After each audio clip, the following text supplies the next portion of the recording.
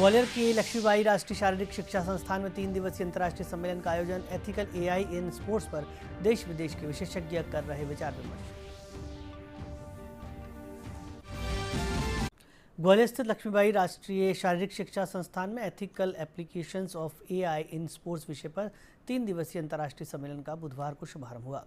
10 से 12 दिसंबर तक चलने वाले इस आयोजन में जापान, यूके, जर्मनी, मलेशिया सहित कई देशों के विशेषज्ञ, शोधकर्ता और शिक्षाविद खेलों में कृत्रिम बुद्धिमत्ता के नैतिक उपयोग, खेल विज्ञान प्रबंधन, प्रशिक्षण, बायोमैकेनिक्स और मानसिक स्वास्थ्य जैसे विषयों पर विचार साझा कर रहे हैं।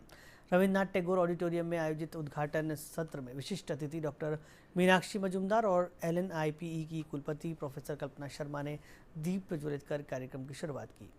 इस अवसर पर sports performance analysis association of Bharat और LNIPE के बीच MOU भी हस्ताक्षरित हुआ। प्रोफेसर कल्पना शर्मा ने कहा कि AI आज खेलों का अहम हिस्सा है और इसका उपयोग निष्पक्षता तथा एथलीट कल्याण को ध्यान में रखकर होना चाहिए।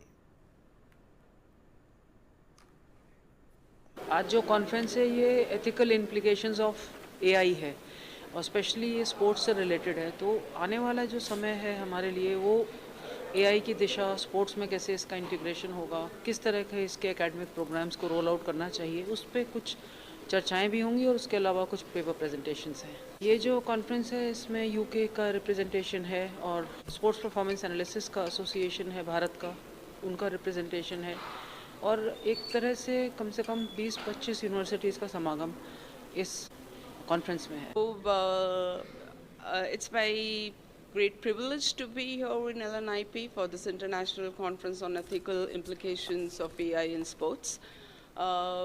This is for the first kind that LNIP is trying to do, but we need more such things, and our expectation from this international conference is huge, that students, faculty members and the industry people, as they are the delegates of this international conference, come out with real findings of the international conference, and that gets